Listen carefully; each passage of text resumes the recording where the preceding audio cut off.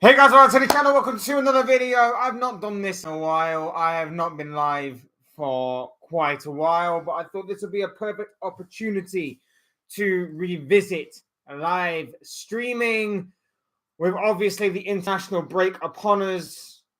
Club football is postponed for a while.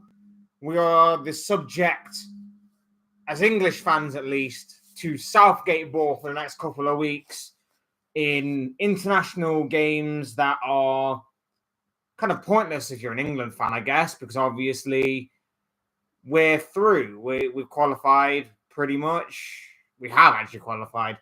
Yeah, it's pointless. Pointless going for international football right now if you're an England fan. So we're subject to Southgate ball for a couple of weeks. Club football resumes. And what a way it's going to resume. First game right off the bat, Liverpool versus Manchester City. 12:30 kickoff, as per usual with Liverpool. I'm making a video possibly about the 12:30 kickoffs that are happening for Liverpool more and more regularly, it seems. We'll talk more about that later on. But what a way to come back to that. But we're going to be focusing on the Premier League.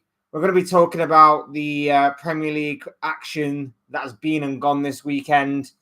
An incredible round of action in England's top flight division, starting off with Tottenham falling apart, Wolves coming from behind to beat Spurs in dramatic fashion on Saturday. The wheels have fallen off, it seems, Tottenham's season a little bit. We're going to be talking about Arsenal beating Burnley, a little bit about Everton's 5-goal thrilling victory over Crystal Palace. What else occurred this weekend? Completely skipped my mind. Of course, we're going to be talking about Newcastle a little bit. Somewhat surprising victory, but obviously there is more to the Newcastle story than just it was a poor result. There are obviously a fair few factors that are involved in that one as well. Man United getting back to winning ways, a 1-0 victory over Luton Town. Big result for them, even if it is against Luton. And I can't really say much as a Liverpool fan because obviously Liverpool drew to Luton last weekend. But it is what it is. And speaking of Liverpool, of course, they beat Brentford by 3-0. We, of course, had West Ham beating Forest in another 5-goal thriller. 3-2 for David Moyes' side. They get back to winning ways there. Brighton dropping points again. What is going wrong at Brighton this season? Not quite the electric, exciting, thrilling Brighton of seasons gone by. They dropped points again with a 1-1 draw against Sheffield United. Big point for Sheffield United on the flip side of things there. Villa, I think that it's 13 games unbeaten at home now for Villa. What a run they are on at home. 3-1 victory over Fulham there. And of course, to round off the Premier League weekend, to round off this section of the season before we go into the international break, an incredible, phenomenal 4-4 draw between Manchester City and Chelsea at Stamford Bridge.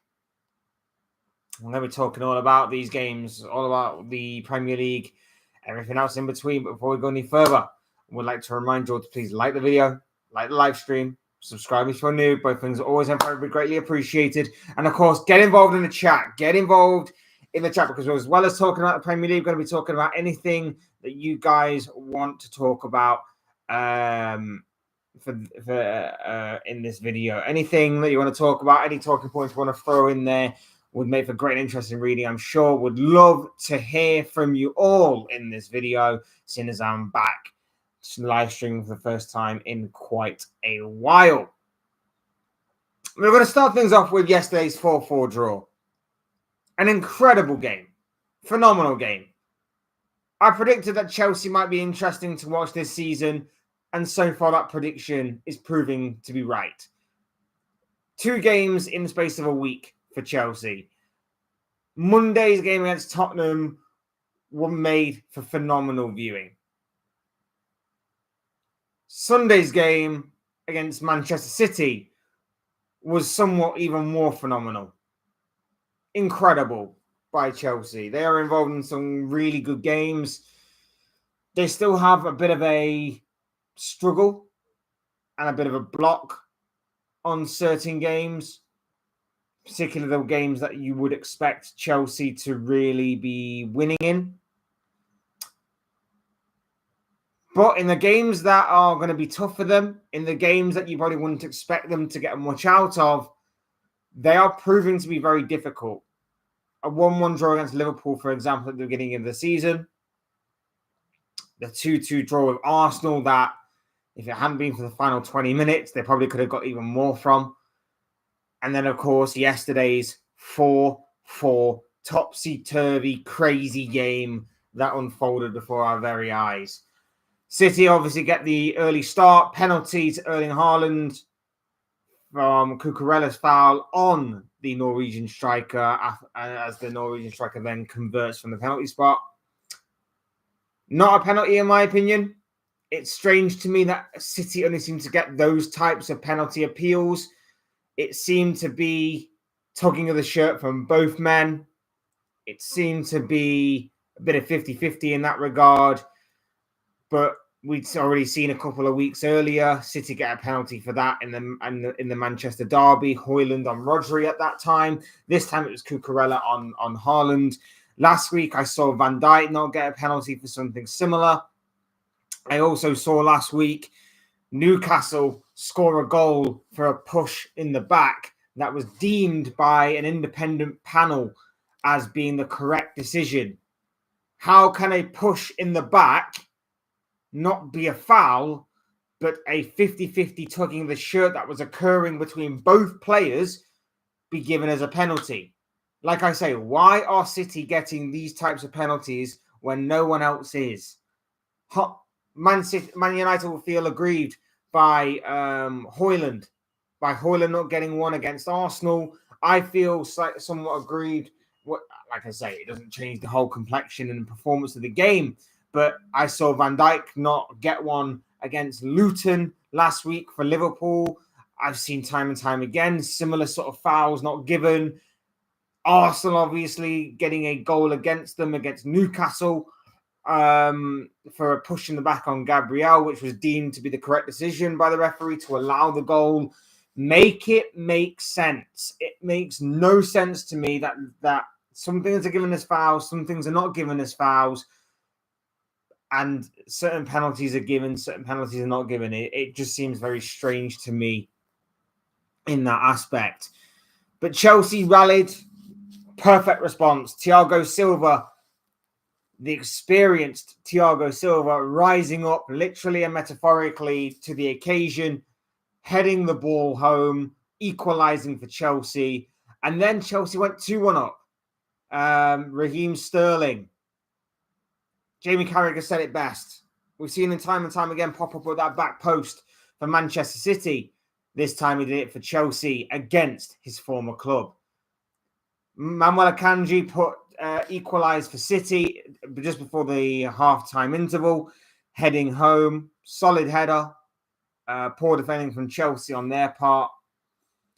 City then went back in front about 90 seconds into the second half. Haaland, coming off his backside, I think, scoring, proving he can score with any body part that he has. He got his second in the afternoon. Nicholas Jackson had a relatively quiet game. I think he worked hard, Jackson, but he had a relatively quiet game in front of goal than he's normally used to. But he actually popped up with like his only chance of the game. And surprisingly, he actually took it rather than on Monday night where he needed like 6 bites at the cherry before he actually managed to score. So fair play to him. Johnny on the spot, poacher's effort, turning home what was a mistake by Ederson, in my opinion. Not holding on to the ball, not pushing the ball outwards, just push the ball back into the path of the striker who managed to score. Rodri turning up clutch again for City, seemingly had won it Great effort from Rodri. Deflected, but a great effort nonetheless. He thought he'd won it, as he normally tends to do whenever he scores goals. He scores big and important goals at that. But in the end, Ruben Diaz, with his foul on substitute Armando Broja, managed to give one final twist to this game as Cole Palmer obviously made his move from Manchester City to Chelsea this past summer. Stepped up from the penalty spot. He had a cracking game, did Palmer all game. And he capped it off with the equalising goal in the end for Chelsea that saw them rescue a point in this game. It leaves the title picture wide open. It proves that you can go toe-to-toe with Manchester City in a more combative fashion. And this City side, they're not the same City side as old. And what I mean by this, and don't get it twisted, is that they are still dangerous. They are still strong. And I strongly would expect and anticipate that City will shift through the gears the later the season goes on. They will be stronger, or they will get stronger, and they will eventually win the Premier League title. I have no doubts that City are still my strong and firm favourites for the Premier League title. But they are not as strong as what they have been in previous years. That midfield has had a lot of change occur to it. You know, losing the likes of Kevin De Bruyne for injury, losing Ilkay Gundogan, replacing them with the likes of Rico Lewis in there, a youngster, obviously rising through the City Academy. Mateo Kovacic, of course. Mateus Nunes coming in here and there. It's not the same City side. That midfield is weaker to me. And like I said, I would strongly suspect that they will get better the more that they adapt, the more that in a typical sort of City fashion, 9 times out of 10, most players that arrive at Manchester City through transfer, it normally takes them a while to kind of settle in. So I would strongly suspect that eventually City will get it right. They'll start shifting through the gears and they will rise to the occasion as they normally tend to do. But for right now, I would say that City are there for the taking. And I think Chelsea proved that. I think if you give City a good go, providing that you can withstand the full 90 minutes, as I've been saying for a number of years now, if you can withstand the full 90 minutes, you can have a real go at City. And that's what Chelsea did. It was sort of uncharacteristic of Chelsea. They don't normally tend to concede a lot of goals. They did have one of the better defensive records of the campaign before, obviously, this game kicked off. But I thought Chelsea were outstanding in the way that they played. They played some nice football at times. They were tenacious. They were aggressive when they needed to be. Pressed very well. I thought they were very, very good. I just thought they were very, very good Chelsea. And this is more of the kind of Pochettino style that is a bit more on the aggressive side, but there's nothing necessarily wrong with that if you can obviously control it. Controlled chaos, I guess you could say. I just enjoyed watching the game yesterday from a neutral perspective. Thought it was a very good game of football. Obviously, it benefits my team of Liverpool, of course, having obviously won earlier that day. Doesn't necessarily frustrates me, obviously, that we drew to Luton last weekend, because we could have been going into this international break at the top of the table if we hadn't have done that, obviously. But of course, it kind of aids us a little bit in the fact that we did drop points last week, but City dropping points this week means that kind of helps us a little bit, but more on Liverpool a little later on. I just thought it was an epic game of football from start to finish, a pure advert for the Premier League. Uncharacteristic of both teams to obviously concede 4 goals. It's not very often that you do see City concede 4 goals or anything of that nature, and it's very rare that you see Chelsea do the same thing either. If Chelsea are to lose, they normally lose by the odd goal or 2. It's very rare that they do actually lose games by or at least concede goal in games by that kind of margin. But at the same time, it made for great viewing for fans Fantastic game of football all around. Like I say, Cole Palmer was fantastic throughout, I thought. I also thought Enzo Fernandez was pretty good. I thought Conor Gallagher had a solid game all around. Nicholas Jackson took his chance when it fell to him, when it mattered most. Sterling looked good. I just thought it was an all-round great performance by Chelsea. I can't really pick fault in any player, really. And like I said, I did think the penalty for City was a bit harsh on the Blues, but they managed to regroup. They managed to stay strong, and they could have easily fell apart from that point. They could have very much easily, a young squad like what Chelsea have, they could have easily fell apart the way that they did. But they were very good and rallied very well from that point. As for City, back to the drawing board. Like I say, there are some issues that need to be ironed out, a few kinks in their armor, I guess you could say. And it doesn't get any easier because they're going to be facing Liverpool when club football returns after the international break. I, for one, cannot wait for that game. I say that now, but the closer the game comes, I'm going to be worried, as I normally tend to be with Liverpool games. I normally start off the week very confident, and then I go into a bit of a state of worry and panic. The closer the game comes, because doubt starts creeping in, and it's always like, oh, what if this happens? What if that happens? So right now, I'm looking forward to that game. I'm sure by the middle of next week, I will be terrified. So we shall see. Hey, Balam, how you doing, bro? Good to see you, my dude. Christmas Day came early, Fletcher's live. Yeah, I know. I haven't really done this for a while. So I thought, why not with the international break here? Subject to Southgate ball for a couple of weeks. So what you're going to do? Liverpool, the Mohamed Salah team, mate, he's just unbelievable this season, isn't he? He's absolutely unbelievable. Even more so this season, it seems, than he has been. He just seems to get better with age, like a fine wine, I guess you could say. Unbelievable stuff. The 12:30 kickoff isn't ideal for the Liverpool Man City game. Yeah, Klopp's reignited that sort of argument again. I can't believe we're again subject to another 12:30 kickoff. I think that's like, doesn't that now make it like 14 early kickoffs that Liverpool have been involved in since like 2018 or something, or even since the beginning of Klopp's reign or something along them lines? It's absolutely ridiculous. And the team that's in second place, if you are to put that in that sort of league table, only has like 6. It's utterly ridiculous. And I think we've got another one coming up mid-December. I think we've got another 12:30 kickoff mid-December. So that will make it 15. It's absolutely unbelievable. And yeah, like you say, it is on Sky Sports rather than TNT. So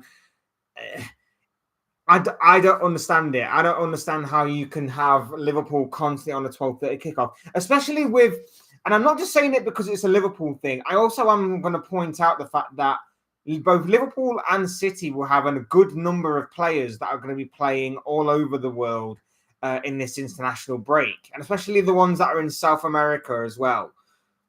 You know, you got to think about the likes of Alisson, Edison, McAllister, obviously, with Argentina. You've obviously got a couple of the other players, Darwin Núñez for Uruguay. You'll have a good number of players from not just Liverpool, but from Man City as well, that will have to be brought back instantly from South America, and the time difference, and obviously the level of traveling, the duration of traveling is obviously going to play a big factor.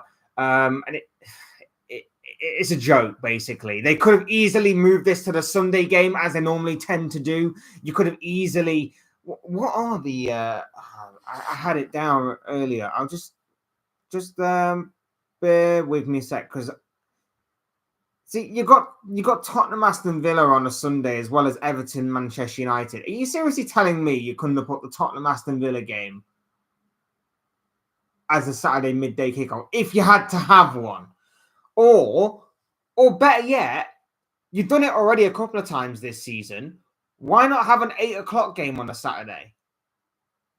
Why not? Why not move the Man City game, put it as like the 5:30 kickoff? Because the 5:30 kickoff for Saturday is also Brentford Arsenal. So why not move one of them games as an 8 o'clock game? If you're going to have one on, why not have it as an 8 o'clock game? Ignore the 12:30 slot unless you give it to someone like, I don't know, Luton Town Crystal Palace. That's a 3 o'clock game. It makes no sense to me. It makes absolutely no sense to me, the whole 12:30 argument thing for why Liverpool should get it constantly. I know that obviously they'll have to play it at some point, but to have 14 early kickoffs is ridiculous. And Liverpool don't do well with early kickoffs anyway. And especially with this one, I believe we're away from home. I believe it's at the Etihad. So with us being at the Etihad as well, I'm not already looking forward to it. With us being away from home, not looking forward to it because our away form recently hasn't exactly been great. But at the same time, an absolute joke anyway, that after the international break, with both teams having players that are going to be playing in South America or in Asia and other places, it's ridiculous to me. It's just ridiculous to me. And I don't understand why they couldn't have moved it to a Sunday fixture. I don't understand why they couldn't move it to there's a Monday night fixture as well. I'm sure there is. Fulham Wolves. Fulham Wolves is your Monday night kickoff. Are you telling me you couldn't have rearranged the fixtures any better? You probably couldn't put Fulham against Wolves on as your Saturday lunchtime kickoff. I don't understand it. I do not understand why these people arrange the TV scheduling as they do. It's baffling to me. Wolves made good progress on the Gary O'Neill. Absolutely fantastic from Wolves. We will talk about Wolves a little bit later on. And they're winning against Tottenham. Brighton and Hove Albion recent results have been bad. Luton should have gotten a result. Sky Sports own the Premier League. They deny it this, though, since 1982. Brighton haven't been the same Brighton. Maybe European football has taken their toll. Injuries certainly have, as they have done for a lot of other teams. We'll talk about Newcastle. And Luton, it's typical that the one counter-attack that they scored was against us. Would have been brilliant if they could manage to get a result against United on Saturday, but that's just the way that it was. Luton Town versus Crystal Palace of South East London is easier travel than Manchester to Liverpool, I think. I just don't get it. I just personally don't get it. Sky Sports want Fulham match on a Monday. Who knew? I blame Sky Sports, as you can tell. Yeah, like I say, I'm baffled by it. I understand the whole fair play sort of thing. Everybody gets their day on TV. You have to have games like Fulham against Wolves to be on TV from time to time. I 100% get that. But I don't imagine too many players from either team are going to be traveling great distance across the international break as much as what the Liverpool Man City teams will. And like I say, I don't necessarily think you should have a 12:30 kickoff maybe after an international break, unless you've got two teams that are going to have the vast majority of their squad intact over the course of that international break. So I just personally don't get it. It's strange to me. It's baffling. I am weirded out by it. And again, the TV broadcasting people, they don't care. They don't care for travel. They don't care for fatigue. They don't care about players' injuries and things like that. They only care about the money. It's all about the money. Aston Villa doing well at home. Newcastle have some injuries, doing bad in the UCL now. Yeah, seems like Champions League is taking its toll on Newcastle, as well as their ever-growing list of injuries. They have had rotten luck with injuries in recent times. Villa at home, perfect. If they can sort out their away record, Villa would be very much more of a threat in my eyes. Burnley, Sheffield are definitely going down. Yeah, you can tell in recent weeks Sheffield United are battling away, but I don't think it will be enough. Burnley, They play some good football at times, Burnley, but they just don't have a consistent enough goal scorer to put the chances away. Chelsea, with all of that money, they were expected to compete with Manchester. Good match yesterday. It wasn't goalless. They will come good. And that's the bottom line that I will say on Chelsea here to finish off my point about the Blues, is that they are starting to take shape. They're not there yet, and there will be some bad performances and some bad results along the way. But if they can build on what we've seen from them in the big games, particularly the games against Liverpool, Arsenal, Tottenham, of course, the other day, although you can maybe put a bit more of an asterisk next to that one, because obviously the circumstances that occurred in that game, with obviously Tottenham going down to 9 men. And of course, yesterday's result as well and performance. Chelsea are scary, and Chelsea will come good. They obviously need a more clinical striker. It'll be interesting to see, is Christopher Nkunku back for Chelsea after the international break? I am very much interested to see Nkunku in action.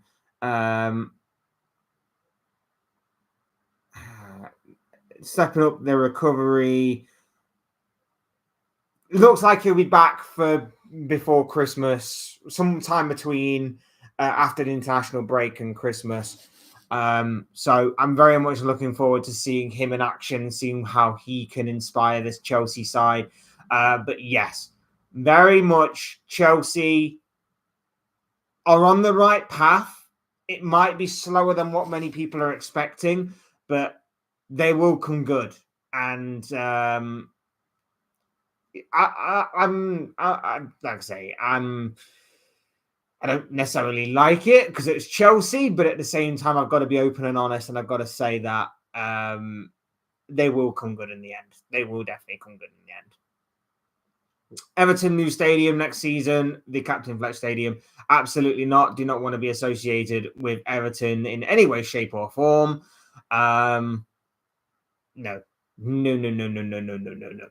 Bayer Leverkusen are doing very, very good. Can they continue in the league and win a cup? Did you hear Fabregas is manager of Como now in Italy? I love Leverkusen. I think they can definitely be a force in the German Cup or even in the Europa League this season. They're doing very well in that competition as well. So very much looking forward to seeing the progression of them and Xabi Alonso, of course.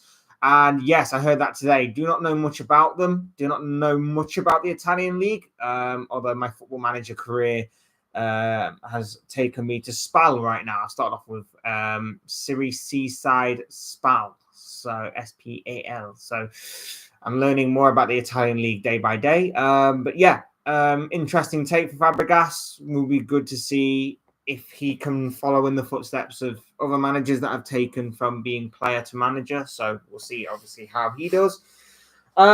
Next up, we're moving on to let's talk about yesterday's games. We'll go to Liverpool first because obviously they're my club. Liverpool, and whilst we have Ballum here, of course, as well, would be good to have his take on that as well. Liverpool 3-0 against Brentford. Somewhat easier than what I was anticipating, I've got to be honest with you. And I think part of that was down to Brentford's poor finishing. I think if Brentford had actually managed to get their finishing act together, get their shooting boots on, maybe it could have been a bit of a different game. As it was, Liverpool were 3-0 winners, comfortable fashion. Mohamed Salah scoring twice. Diogo Jota rounding off the game as he tends to normally do in these types of situations. Darwin Núñez did have the ball in the back of the net on not one, but two occasions, both ruled out for offside. So somewhat unfortunate, the first one. The second one was a beautiful goal, but obviously was offside. The first one was a little bit... he was offside by his toe, wasn't he? I think his big toe was offside. And he was somewhat offside by that. So a little bit unfortunate on his part that he didn't get a goal, but he did get a goal contribution yesterday, linking up with Salah yet again. That partnership is formidable and is only going to get stronger and stronger, in my opinion, and I look forward to seeing it progress and continue. But yeah, Salah, phenomenal. Again, 2 goals back in my fantasy team. And I actually didn't jinx him this time, which is rather a surprising occurrence. So very happy on both levels there. Sharma, nice to see you, bro. Welcome along to the stream. Hope you're doing well, my dude. Endo had a bad game yesterday. Look, on Endo, he's just not cut out. And I know people will say sometimes it takes a while to bed into a Jurgen Klopp thing. Look at obviously playing DM on how Fabinho had to be slow to bleed in. This guy's 31 years of age. He's a stopgap. He's a stopgap signing. We'll sign a new DM either in January or we'll sign a new DM at the end of the season. And he comes in for Endo. And Endo slowly fades into the background and is only brought on to see out the final 20 minutes of games, if that, if we obviously don't move him on between then and now. So we'll see what happens with Endo. He had a bad game. He was somewhat fortunate not to get sent off. Again, I think what saves him, it's not the best challenge, but I think what sort of saves him is the fact that the Brentford player goes in a similar fashion the way that he does as well. So twice in a matter of games, he was probably fortunate not to be sent off. But at the same time, I think his tackle on Thursday night was a lot worse than what his tackle was yesterday. And I think with the Brentford player sliding in a similar fashion to what he did,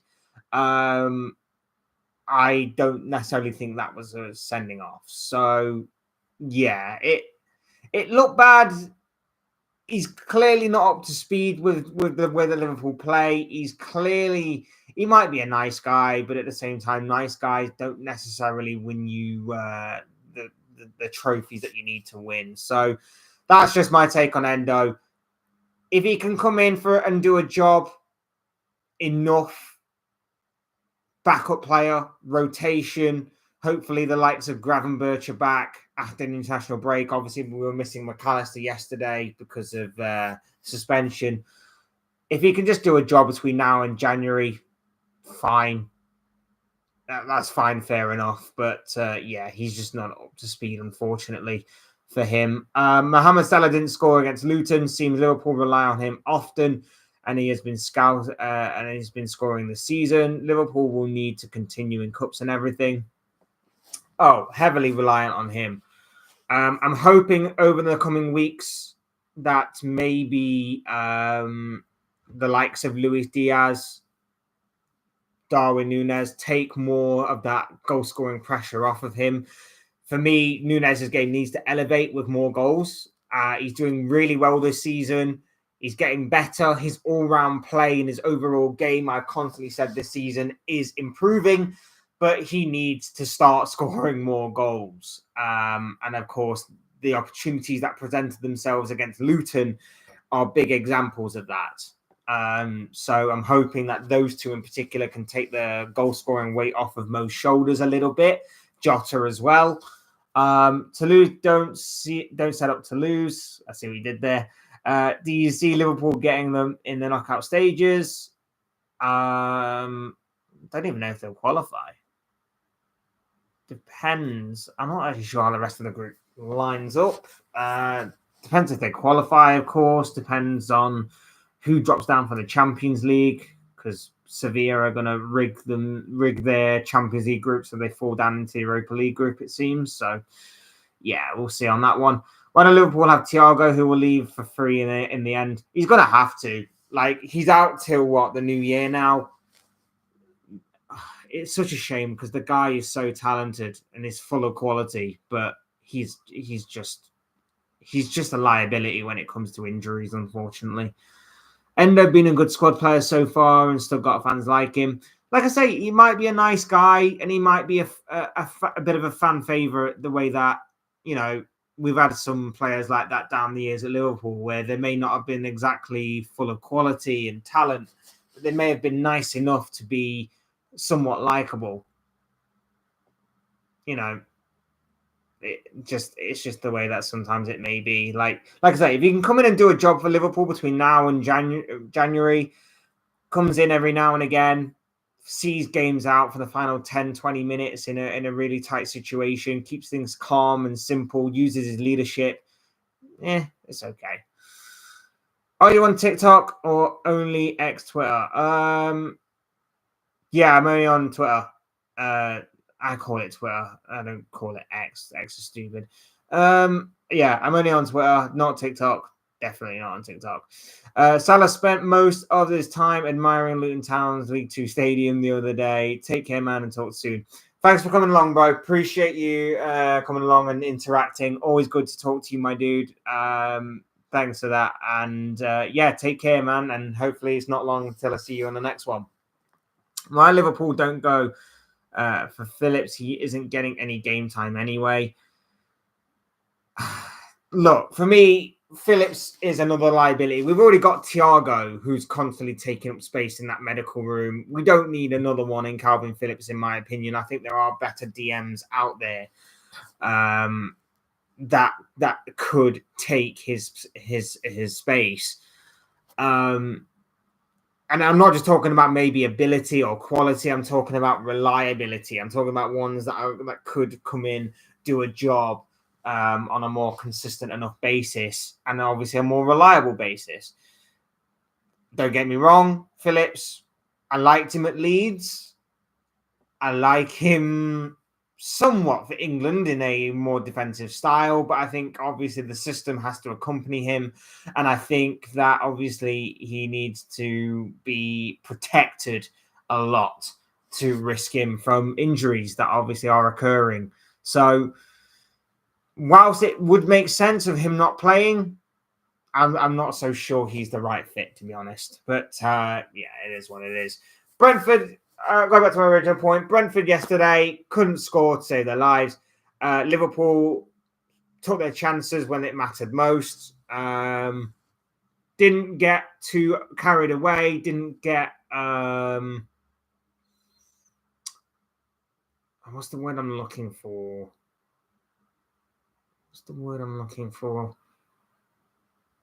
They didn't feel the pressure, basically. They didn't feel the pressure. They didn't get too caught up in the moment. They just continued to play the way that they did. And despite suffering setbacks with the offside goals, they just stuck to their plan, stuck to task, and eventually managed to make the breakthrough that they were looking for, got the victory. Big win for Liverpool, big 3 points. Matches Arsenal, of course, and of course goes into the international break, second in the table, a point behind Manchester City.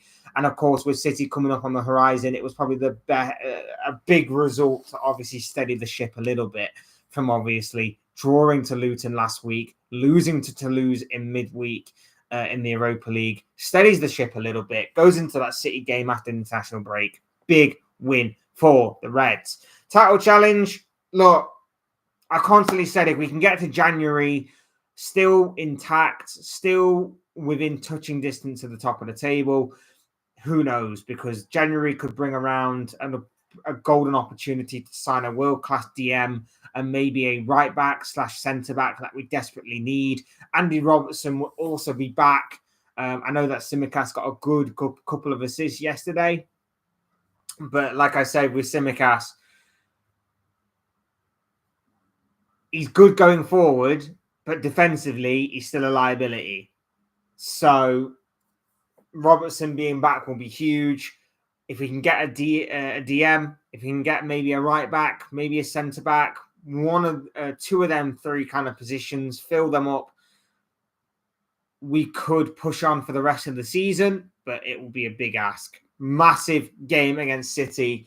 If we can get something at the Etihad, that will be a huge confidence and momentum boost for the Reds in that one. Like I say, I'm pretty confident right now, but believe me, going into the game as the days count down and the game gets closer, my confidence will slowly turn into doubt. So we shall see on that level. But a big, big win yesterday for the Reds. Where we're going to next? Let's go with Arsenal. 3-1 against Burnley. Big result for Mikel Arteta's side. Back to winning ways. No complaints about VAR this week for Arteta, for Arsenal, and he was very adamant to make sure that point was put across in his post-match press conference, that the VAR and the referee was on point and on song in that game. Big win. Back to winning ways. Everybody's beating Burnley, though, right now, it seems. Don't want to speak too soon before Liverpool play them, but everyone is seemingly beating Burnley right now. Unfortunately, for Vincent Kompany, they haven't quite been the side that I, in particular, thought they would be in this Premier League. They're still treating it seemingly like the Championship. They haven't got a clinical enough goal scorer up front. They're leaking goals left, right, and centre, but they do play some nice football from time to time. It's not exactly like the Burnley of old, but at the same time, it's not exactly winning them games or getting them points on the board. The more games that go by, the more pressure that arrives on Burnley and Vincent Kompany's shoulders. But alternatively, this is about Arsenal. This is about the win that Arsenal produced. And of course, getting back to winning ways. And of course, the big point in the game obviously came when Burnley did equalise. It's the fact that Arsenal went straight down the other end afterwards and got the winning, got the goal that obviously put them back in front. Big game. Big test this one for Arsenal in that aspect. But the best teams do that, and obviously the best teams that go on to win titles and trophies and all that kind of jazz obviously do that kind of stuff. So big test for Arsenal in certain aspects, but a test they managed to overcome fairly comfortably. Fabio Vieira, of course, got sent off later on in the game, but of course it didn't really matter too much. Arsenal went out to see out the game. Big result for Arsenal, big win, brilliant overall performance from the Gunners. Why are they not firing Kompany? 10 losses they have given up on staying up this season. Sometimes you just need a bit of stability. And I think for Burnley, they recognise that they've got a relatively young squad. Kompany's trying to change the culture. They've got a relatively new manager as well. And in a similar fashion to when Burnley first came up to the Premier League, Sean Dyche took them up from the Championship to the Premier League. And I think they went down within their first season. They stuck with Sean Dyche when it could have been very easy for them to just have got rid of him and tried to roll the dice on someone else. They stuck with him and they yo-yoed. They went down, they came straight back up, and then they remained as a pretty permanent fixture for the next several years in the Premier League before, of course, going down a couple of years ago. I would imagine Burnley are trying to do something similar with Kompany. It will be interesting, for your point, to see how long Burnley's patience lasts and whether or not they decide to roll the dice on Kompany. I feel like we're in a similar situation last year with Nottingham Forest manager Steve Cooper. A lot of people were calling for his head, but they understood the situation and scenario at play at Forest. The fact that they obviously brought in about 56 new players, and of course only just got back into the Premier League and needed to obviously spend money and get a good number of players in because of obviously how many players that they had running down their contract, the amount of players that they sold, and the amount of players that they had on loan. I feel like it's in a similar situation with Kompany, not to the point where they obviously signed about 56 different players, but to the point of relatively young side, trying to change the culture, relatively young manager entering the top flight division. They don't want to be too hasty on this. And at the same time, maybe the money aspect as well of maybe dropping down to the Championship and taking that risk and that gamble that maybe they can bounce straight back up like a Leicester may, of course, occur in that aspect. I'm not saying it's entirely the situation that's at play at Burnley, but I'm just trying to think outside the box as to why that may be the case. Yeah, but Dyche made the team competitive at least and was only losing like 1-0. Kompany's trying to play a style of football, but he doesn't have the players to play that style at the top level. I get that, but at the same time, you are limited at Burnley. You are restricted at Burnley to play that style of football. And I feel like with them making that gamble on Kompany, it makes no sense to back out of it. I understand what you're saying, but if you're a manager that is set on playing a certain way, you're not going to want to change your style of play just because of the players that they've got. Prime example is Manchester United right now. Erik ten Hag came out a couple of weeks ago and said with the players that he's got and with the squad he has, he can't play the Ajax brand of football. Well, why are you there then? Why are you, if you claim that you can't play your style of football the way that you want to play, why are you there? At least with Burnley, they're giving him every opportunity to try and play that way, with obviously having to make a compromise with, we can't get you these top level players, but you can maybe find some gems here and there of players that are below them. I understand what you're saying completely. And I think that maybe there has to be some sort of compromise that company has to make in order to maybe put up more of a competitive edge. But otherwise, if there isn't a beginning to change, there is no change. And like I say, Burnley were fantastic in the Championship last season. Of course they were. That's why they warranted a place in the Premier League this year. But the Championship and the Premier League, there is a vast difference. And Burnley need to get to grips with that ASAP. They need to start finding goals from somewhere. They need to start being watertight defensively from somewhere. I feel like you're right. Company does need to adapt and does need to change his style of play a little bit, but not too much to the point where he loses his identity and he loses what he wants to try and implement on this Burnley squad. So I do get where you're coming from, but otherwise there will be no change. And you may as well go back to the days of Sean Dyche, going 4-4-2 old school and lumping it long to the big physical strikers up front. So we shall see how Burnley progress in that one. But a big win for Arsenal nonetheless.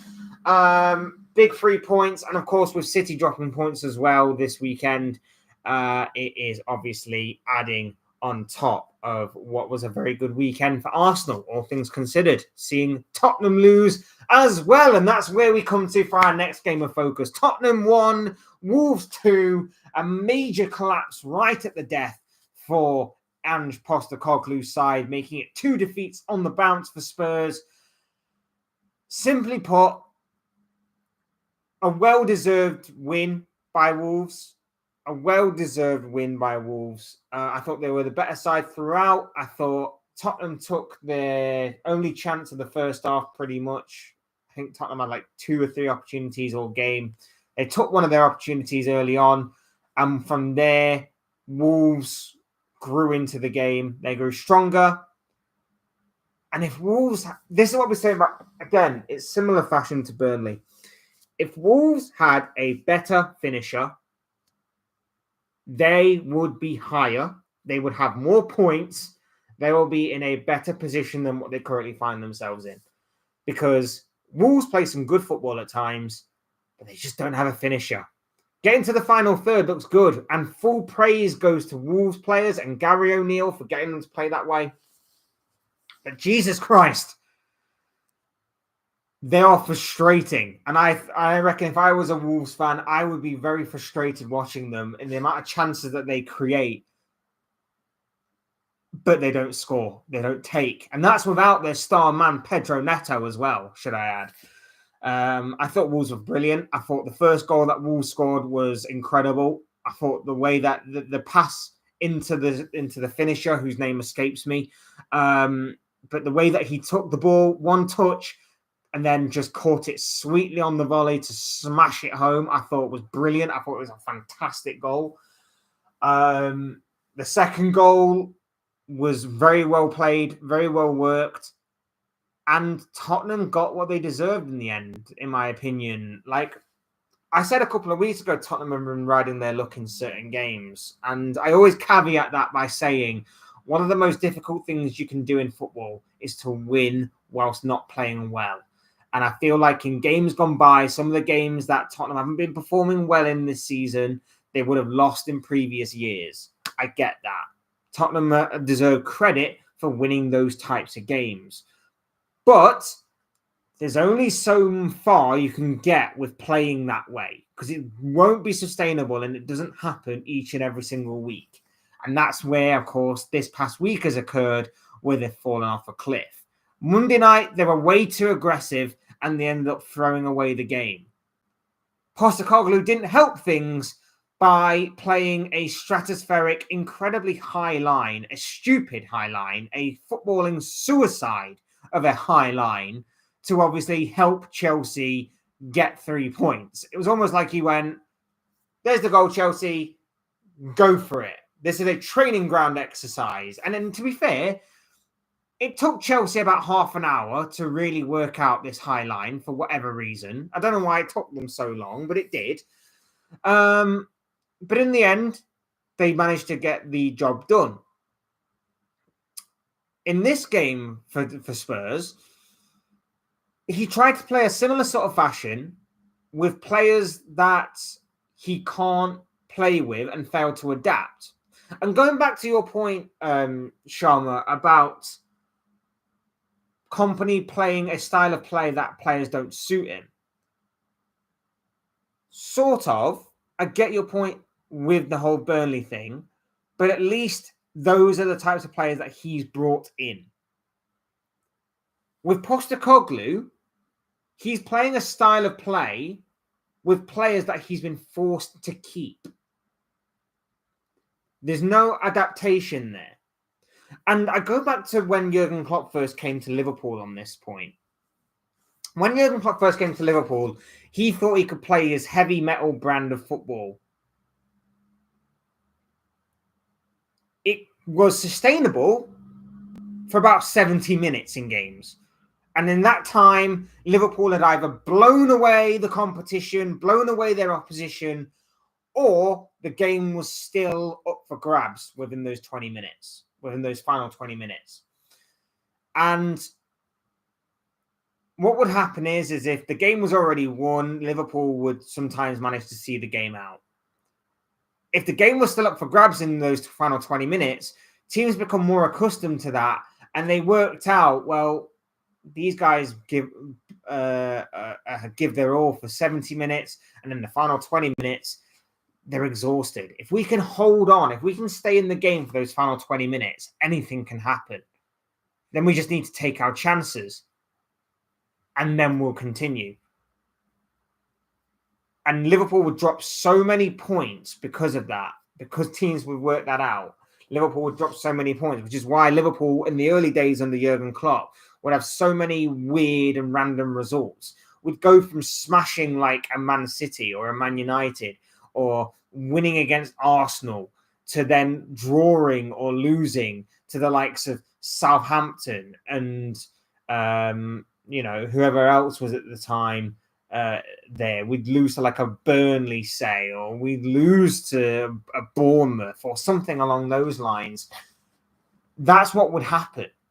And I feel like it's the same for Postecoglou. If he doesn't realise soon, and this is why I think the international breaks come at the perfect time for Tottenham, because he can now review these last couple of games and see that he's going to have to adapt. And there's nothing wrong with adapting, by the way. I respect someone who is stubborn enough to say, this is the way I want to play, and I'm not changing for anyone.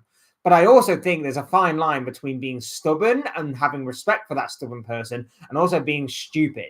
And I think it's stupid of Postecoglou with the injuries that he's picking up as well, because the injuries that are occurring are to players that don't fit his style of play or the ones that he hasn't brought in.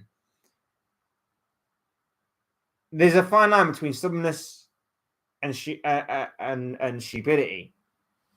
And I feel like if he continues to play this way with the back line that he's going to have to go for going forward, the likes of Eric Dyer going in, the likes of Emerson Royale, the likes of Pedro Porro, he's going to need to adapt. And there's nothing wrong with adapting. He's just going to need to do it sooner. He's going to need to drop a few yards. Otherwise, Tottenham will be at risk of throwing away everything that they've built up in the early stages of this season. And that's a bit of a worry for Tottenham fans. It's a bit of a worry for me. Well, not for me personally, but just a worry for Tottenham fans in general that he's going to obviously throw away the perfect start to the season that Tottenham have endured so far. He needs to adapt, and he needs to obviously review his adaptation. It's all right saying that you're not going to adapt. You already technically have with the way that you've played. Your line wasn't that high when you were with 11 men. So why should it be different with 9 men? And against Wolves, you had different players. You had players that you were forced to keep this summer, and yet you didn't adapt to those players. It's all right having Van de Ven in a high line because of his pace to recover. If you've got Eric Dyer in that back line, he doesn't have the pace that Van de Ven has. So there's no point in playing the same fashion. It's similar to why I saw Liverpool, whenever they try and play Joe Gomez at right back and try and make him do the Trent role of being more inverted. What's the point? Because Gomez isn't as creative as what Trent is. So there's no point playing Gomez in that inverted role because he's not as creative. So there's no creativity from Gomez that there would be from Trent. The same way, there isn't as much pace with Eric Dyer in the back line as there is with Mickey Van de Ven. So why are you playing the same way? It makes absolutely no sense, and I don't understand why Postecoglou didn't adapt and change his style of play. What are the expectations of Spurs now after such a great start? Do you think now they will focus on just securing 4th place and still want to compete with Arsenal? Well, look, 4th place for me would be an overachievement for Spurs, given the fact that I didn't think they would get into the top 4 or top 5 this season. So I think for them, achieving top 5, which would give them a place, even if they got 5th, I think would give them a place in the Champions League, given the Champions League changing of the format next season, I think would be a massive overachievement for Spurs that I don't think can be underestimated or thrown away. Yes, it has been a great start to the season by Spurs, but we've seen time and time again, Spurs have great starts with new managers or have great starts to seasons in general, and then throw it away by the time the end of November, December comes around. So for me, this is what I've been saying to Spurs all season. Don't get too carried away because we knew that their squad was wafer thin. We knew that they had a very good starting 11, but beyond that starting 11, their squad depth was extremely poor. So that's why we were saying don't get too carried away because it only takes a couple of injuries for that whole start to the season to go up in smoke. And on Monday night when they played against Chelsea, the most kind of perfect nightmare, if there ever is like an oxymoron for that, happened. Maddison going off injured, Van de Ven going off injured, Udogie and Romero getting sent off and suspended for games to come. Like, absolutely ridiculous what, of course, took place on Monday night from their over-aggressive way of playing. It was the perfect nightmare scenario for Postecoglou in a way that obviously doesn't help Spurs in any way, shape, or form. But, you know, when you tempt fate like that, and the way that Spurs have been, or Spurs fans in particular, have been growing in confidence, you were always going to tempt fate. Some of the Spurs fans that I've seen talking about title challenges, talking about how they could beat anyone, they could go and do this, they could go and do that. Just keep your feet on the ground. Don't tempt the footballing gods. Don't tempt fate. And that's why I was constantly saying, don't get too ahead of yourselves because things like this will occur throughout the season. You've lost your main playmaker. You've lost your best defender. To me, Van de Ven is your best defender, not Romero. Romero has improved this season in some aspects, but I think a large part of that is down to having a competent partner at centre-back with him in Van de Ven, who, of course, has the recovery pace in order to play a higher line, in order to obviously thwart plenty of counterattacks. I think he is your best defender. You lose him, you lose Van de Ven, you lose Maddison, your main playmaker. You best hope that South Korea wrap Son in bubble wrap over the course of the next couple of weeks, because if he's to come back injured after the international break, I don't wish it on anyone, of course I don't, but obviously injuries and things like that do happen, and especially with the international break, it's always going to be a bit more of a risk, especially with the whole travelling aspect and everything. you best hope that they wrap him in bubble wrap and cotton wool and everything else in between. Because if they don't, I hate to think the bigger nosedive that could potentially arrive from this matter. So we'll see, obviously, what happens with Spurs going forward. But like I say, Spurs fans, keep your feet on the ground and realize that a top 5 finish this season is a major overachievement, in my personal opinion. So we shall see on that level. Big 3 points for Wolves, though. Massive 3 points for Wolves. Like I say, they can work on their finishing. Who knows where they could get to this season? Who knows where Wolves could get to this season if they work on their finishing? So keep that in mind, Wolves fans.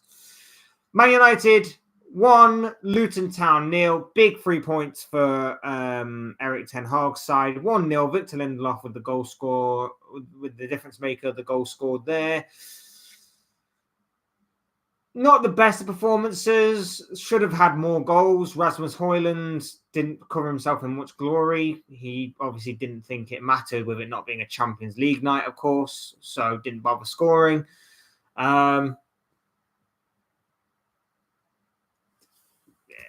3 points that United should have got. Relying on moments again, I guess you could say. Yes, United probably should have won on the balance of play, the chances created, everything else along those lines. But at the same time, not necessarily convincing in terms of obviously it being Luton Town. And I know I say that as a Liverpool fan that, of course, saw our team draw to Luton last weekend.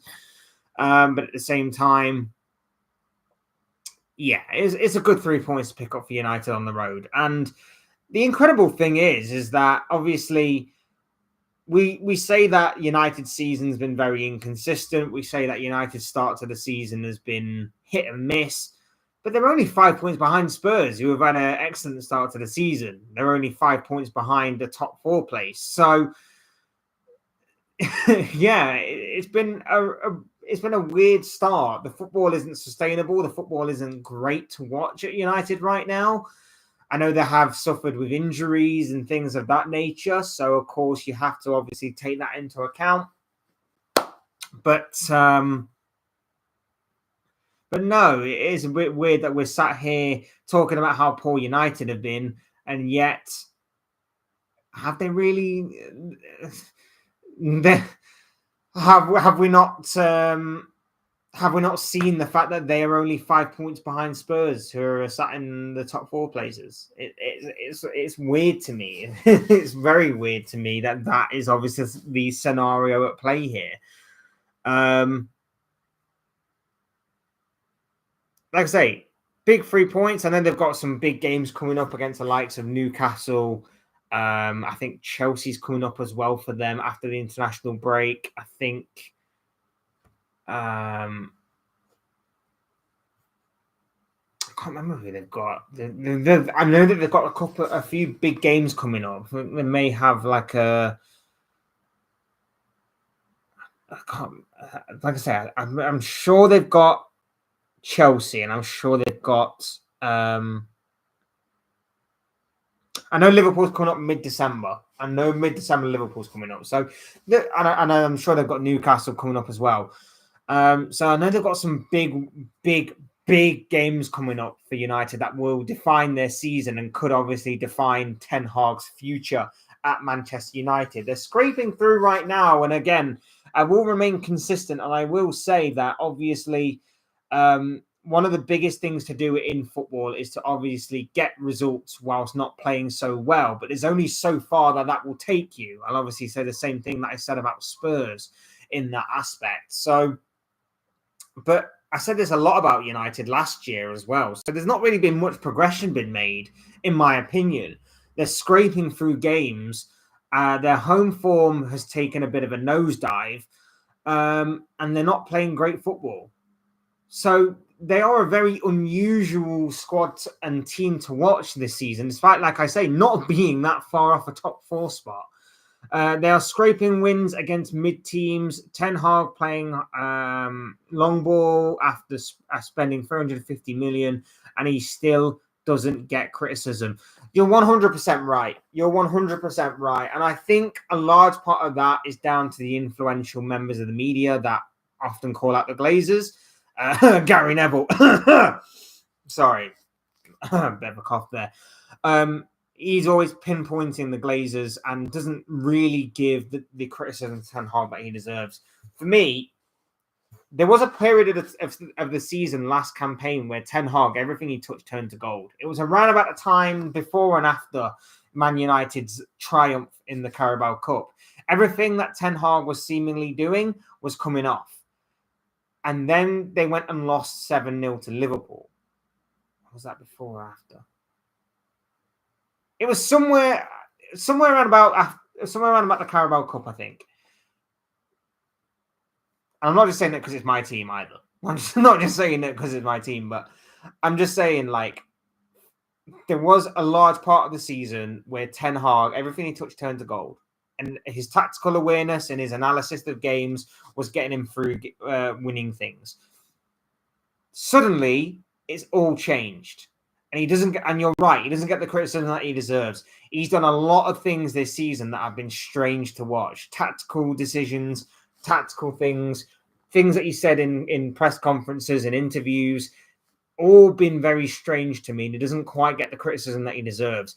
Spending 350 million, as you put, definitely one of the things that hasn't quite worked out in his favor.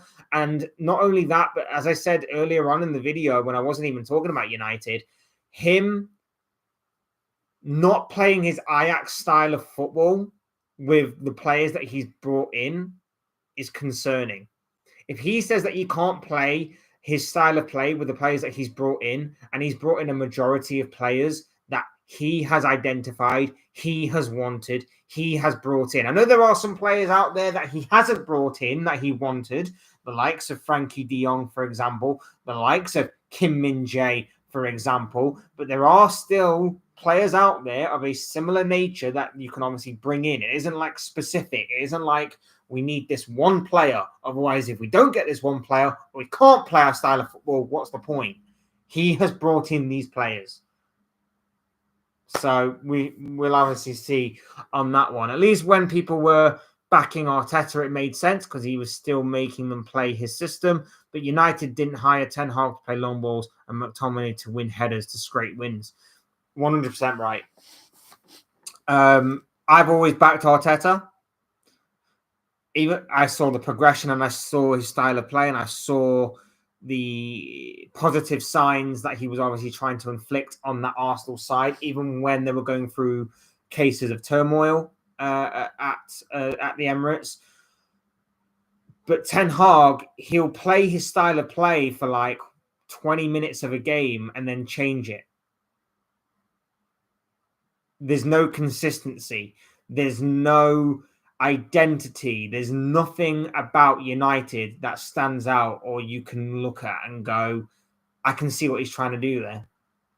It's just hope. It's Moments FC again. And we've seen Moments FC time and time again at United. We saw it under Jose Mourinho. We saw it under Ole Gunnar Solskjaer in particular. We've seen it time and time again at United where they survive off of moments, and that is not sustainable. And McTominay turning into like prime Didier Drogba, I guess you could say, turning up for the big moments, winning them games. And I know it's another international break, so expect Scott McTominay watch again whilst he's on Scotland duty, maybe winning Scotland a couple of big games across this international break. That is not sustainable. You're right. It isn't sustainable. The money that we've spent with the players they brought in, it's not sustainable. I like Rasmus Højlund. I like the potential that he's showing, particularly in the Champions League. I like the fact that if they could feed him more, he can get them goals. But Jesus Christ, you need to get the players in and around him. Fernandes can't do it all on his own. I know he's the main creative player in this team, but he can't do it all on his own. Mason Mount, again, United fans were saying how happy they were to get him, or some United fans were saying how happy they were to get him in the summer. I turned around and I said, I like the idea of Mount working in this system. I think it could work, But I say the only reason why you got him was because you were the ones prepared to pay 60 million and no one else was. And now we're seeing why. Now we're seeing why no one was prepared to pay 60 million for Mason Mount, a guy who was entering the final year of his Chelsea contract. It's strange to me. It's very, very strange to me what is happening. And like I say, United have got some big games coming up. A win here against Luton eases the pressure a little bit on Ten Hag, admittedly. But again, I don't see it as being sustainable. Van der Beek, that was his main player at Ajax. He doesn't even play him. There's something up with Van der Beek. Van der Beek. I even forgot his own name. Danny Van der Beek. There's something up with him.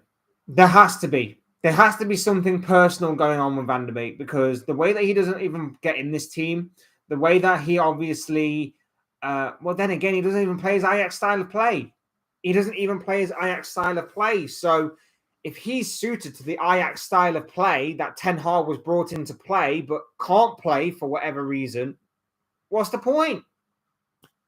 But I do think there is something also personal going on behind the scenes with him. So whatever that may be, I can only speculate. I don't have any inside knowledge or anything. But you're right again. Van der Beek, there is something seemingly wrong there. But yeah, it's a good win for United nonetheless. Eases the pressure a little bit. Not sustainable though. Interesting to see obviously what takes place after the international break is over. Big games coming up for United. The run into Christmas is going to be extremely tough for them. But 5 points off of the top four isn't exactly bad for a team that is seemingly in the mud, in a terrible position. But like I say, I don't necessarily see it being sustainable. So we'll have to wait and see on United's front. Newcastle losing 2-0 to Bournemouth. We'll just quickly run through these because I don't really have the time to sit here and talk for a great deal longer.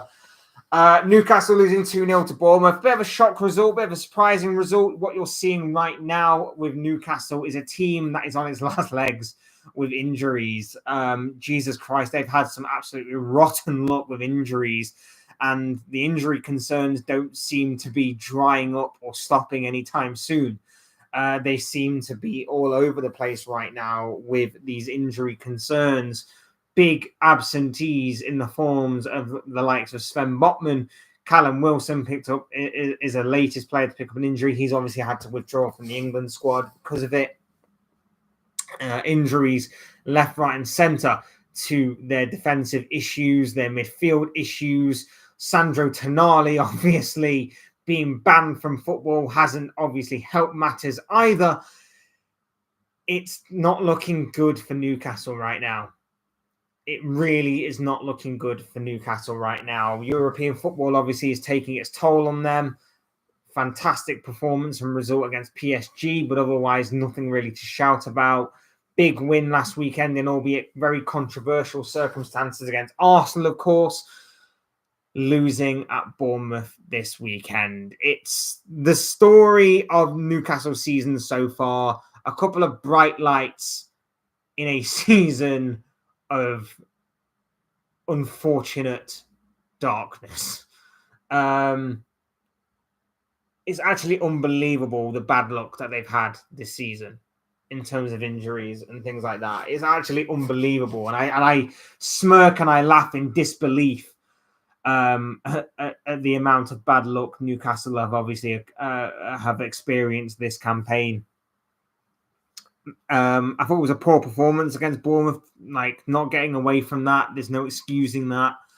But at the same time, they look on their last legs. The international break has come at the perfect time for them, in my opinion, to regroup, get a week away, a week of rest for some of those players. Of course, some of those players will be off on international duty and things like that. But for some of those players, it will be a time to obviously rest, recover, refocus, reshape, redesign. And for Eddie Howe, it will just be a welcome, relaxing break just to get away from it all for the next week or two. It's unfortunate. extremely unfortunate on their part that, of course, this is happening. But these are the kinds of trials and tribulations you go through as a football manager and as obviously playing the game. So, as unfortunate as what it is, yeah, you obviously have to put things into context, and you can't be too harsh on Newcastle for it. But of course, you have to. You can't ignore certain levels of performances, certain things that are happening at that club as of right now, and of course they're paying for it somewhat. Big result for Bournemouth, of course. They get their second win of the season. Big 3 points for the Cherries. That can't go under the radar either. Massive result for them. Big result, much needed result, of course, and especially a way to bounce back after, of course, a 6-1 thrashing the previous week to Man City. But at the same time, can't get away from the fact that Newcastle are in an extremely unfortunate situation right now that, as of right now, doesn't appear to be letting up anytime soon. So, very good timing of the international break for Newcastle. Not perfect by any stretch of the imagination as far as their season is going and as far as the injuries are concerned. But we will see how they bounce back. We will see what the contingency plan is. I think for them, they need to get to January and then assess things in January and see where they can go in the market in terms of obviously purchasing players. Do they have any assets to sell? Do they have any players that they can bring in? It's going to be an interesting few months ahead for Eddie Howe's side. I'm very intrigued. Very, very, very, very, very intrigued by Newcastle's direction going forward. Everton beating Palace. Very good result for Everton.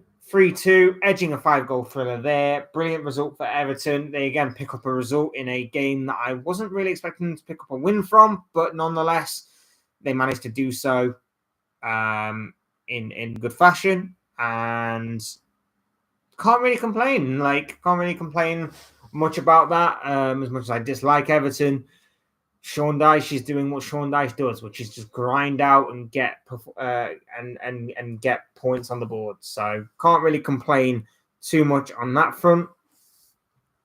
West Ham beat Nottingham Forest by 3-2. David Moyes' side get back to winning ways there.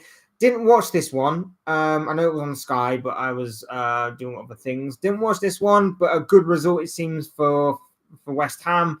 For Forest, I did see the highlights. It did seem that individual errors and mistakes did cost Steve Cooper's side in this one. So, yeah, again, those old habits creeping into Forest, because that's where Forest seem to drop a lot of their points. I know they were away from home, and I know that their away form is extremely poor, especially since obviously returning to the Premier League. But, yeah, it does seem like individual errors do cost Forest a lot of points, and that can obviously come back to bite them later the season draws on. Brighton 1, Sheffield United 1. Dahoud got sent off, and De Zerbi wasn't happy about it. But again, you're Brighton. You're doing very well. You've got a good squad. You shouldn't really be relying on that kind of thing to go against you to obviously beat Sheffield United.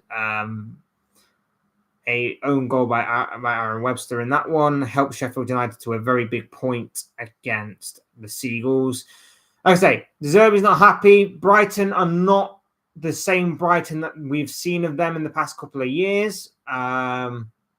It's interesting. It's interesting to watch Brighton unfold this season. European football might be taking its toll on them, of course, but are we seeing the wheels sort of fall off a little bit of De Zerbi and Brighton this season? Is it injuries as well? I know Brighton have picked up a fair few injuries.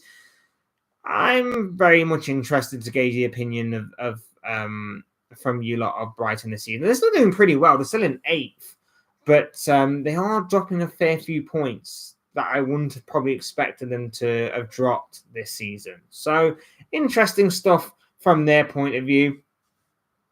And of course, finally, Aston Villa made it 13 unbeaten games in a row at home A 3-1 victory over Fulham. Struggling to score goals are Fulham. Raul Jimenez gets off the mark in this one. The only bright spark of this game for the Cottagers in this one. As for Villa, like I said at the top of the video, if they can sort out their away form, Villa will be even more of a danger, of a threat. They just simply can't. Their away form is just a bit hit and miss. Otherwise, they'd be incredible. Their home form, Unai Emery's turned them into a real force. And it's incredible to watch. But it's just their away form that sometimes leaves a little bit more to be desired. But as it is, currently sat in 5th, I think Villa fans would take that all day long. They've been absolutely incredible to watch. They play some good football at times. They're a force to be reckoned with. Currently sat in 5th, only 1 point behind Tottenham in 4th. I think they play Tottenham as well when we return. Let me just double check this. Yes, they do. I'm right in thinking that. Next game for Villa is against Tottenham. A big opportunity for Villa to break into the top 4. Opportunity for Spurs, of course, to get back to winning ways.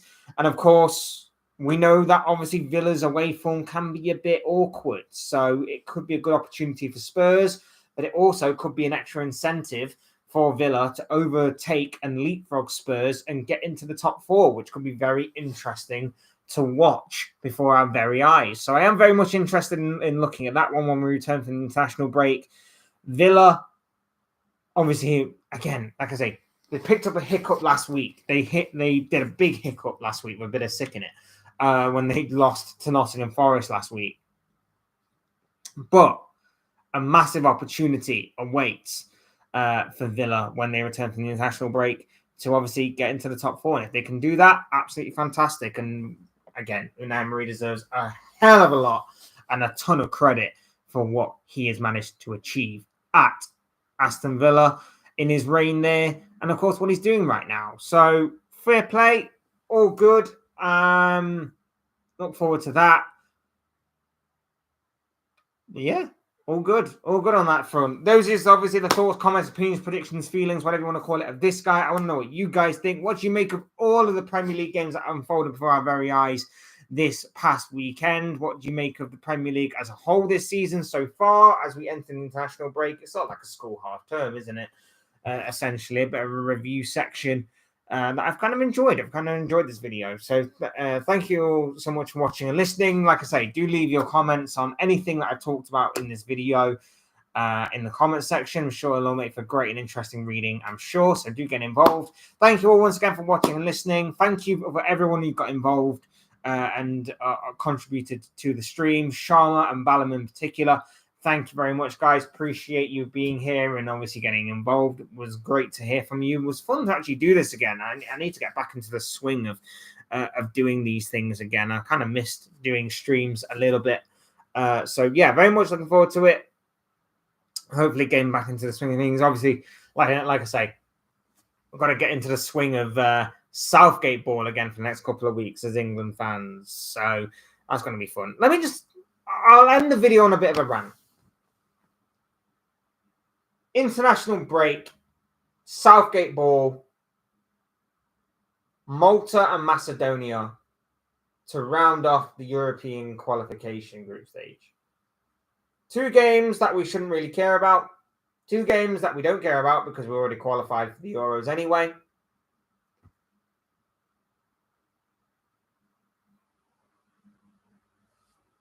What's the point? What's the point of this? Like, I know we have to do it because it's a formality. I get that. What's the point in Southgate's team selection? What is the point in Southgate's team selection? Now, don't get me wrong. Calling up Rico Lewis, Cole Palmer, Ezra Konza. I like it. Different players, each in their own right, deserves a call up. He's going to win a few points with the hipsters. Going to win a few points with the younger version of a football fan, I guess you could say. But let's not pretend that they are not there under Southgate's management because of injuries. Injuries are the only reason why those three players in particular are there. James Ward-Prowse must be sat there thinking, what more does he have to do to get into this England side? Joe Gomez has had a solid start to the season. He's not in the England side.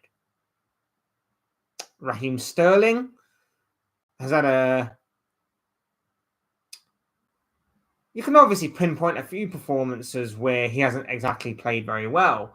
But for the most part, I'd say Sterling's been very good for Chelsea this campaign. He probably deserves a shout out at return to the England side. There are probably a couple of other players in there as well that you can maybe argue should be in that England side. I'm not going to argue that Rico Lewis doesn't deserve it. I'm not going to argue the likes of Konza and Cole Palmer don't deserve to be in that England side. But I think there are a few others that deserve a strong argument. And in the scenario that England find themselves in, Malta and Macedonia, two games that England should be winning regardless of what England side Southgate puts out. Why are you still picking the likes of Calvin Phillips and Jordan Henderson? Now, Harry Maguire has played a few more games since the last international break. Hasn't exactly played particularly great, in my opinion. He's been okay in a couple of them. But I can at least make peace with the fact that he's at least been playing. Henderson has been out in Saudi Arabia, and whilst I don't watch that league, what I can gather is that his performances haven't been great. The standard of football out there isn't great. He's seemingly showing signs of major decline. Again, I can't comment too much, but that's basically what I've been reading. Calvin Phillips hasn't been playing for Man City. In games like this that are... To England, it's sort of like a glorified friendly because there's no pressure on them now. They're like dead rubber games. There is a bit of a competitive element to it, but it's more so on Macedonia and Malta's part than it is on England's part because obviously England have already qualified. Why not change the squad around? Why not bring in the likes of Joe Gomez and James Ward-Prowse? Why not have brought in the likes of Konza, Cole Palmer, and Rico Lewis right from the beginning, rather than risk the likes of James Maddison, who you knew was probably not going to make the England squad anyway, but still did it? Why did you put them in the side anyway? Lewis Dunk misses out because of injury. Callum Wilson misses out because of injury. Arsenal fans have been crying out for weeks that Saka needs a rest or Saka's been carrying a bit of a knock. Why risk him in this side? Why put Harry Kane in this side when there's no real competitive element to it? Jude Bellingham, he's in the side, but to my knowledge, got a bit of a knock. Got a bit of an injury. I don't understand why Southgate's done this. I don't understand why he does this.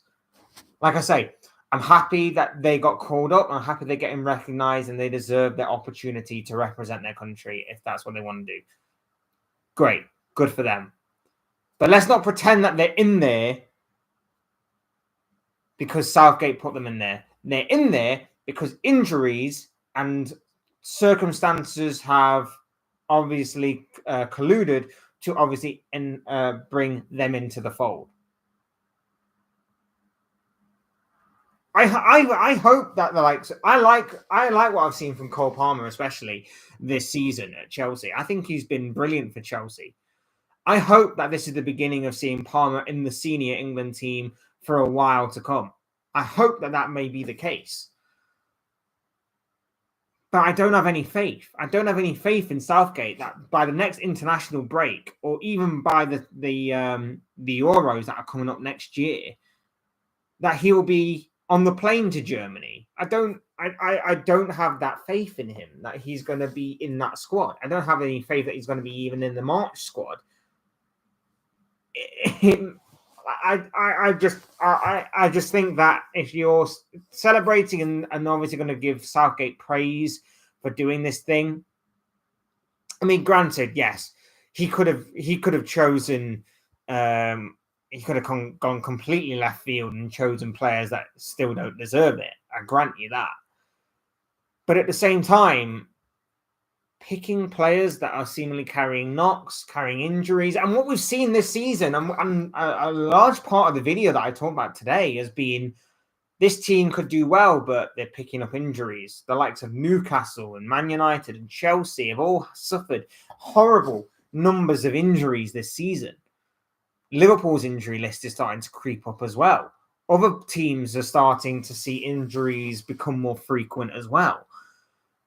International breaks are not helping, especially those big players that in these types of scenarios, particularly for England, are not needed. England are not needed to be on a competitive edge right now. Or a fully competitive edge, should I say. But yet, Southgate is still there and is still picking a strong squad. And he's not experimenting and he's not giving these other players chances. And he's still going with his tried and tested. He's still going with the likes of Phillips, Maguire, Henderson. It's weird to me. It's just weird to me. But that's just my international rant. I needed to get it out there because I feel like I'm going to be annoyed, even more annoyed than I usually am with the likes of Southgate in England over the course of the next couple of weeks or so. So that's just my rant out of the way and done with. That's all for today. Thank you all so much for watching and listening. Like I say, leave a like on the video if you haven't already. Subscribe if you're new or want to see more content like this. Both things are always and forever be greatly appreciated. And of course, get involved in the comment section as well. It will all be great stuff from you guys and would all be very much appreciated. Thank you all so much for watching and listening. I've been Fletch. This has been another Fletch rambling, Fletch talking, Premier League aftermath, whatever you want to call it type of video. And I will see and speak to you all again soon in another video, live stream, whatever the hell it may be. Cheers, guys. Thank you all so much. Take care. Enjoy the rest of your day. And I'll speak to you all again very soon. Peace.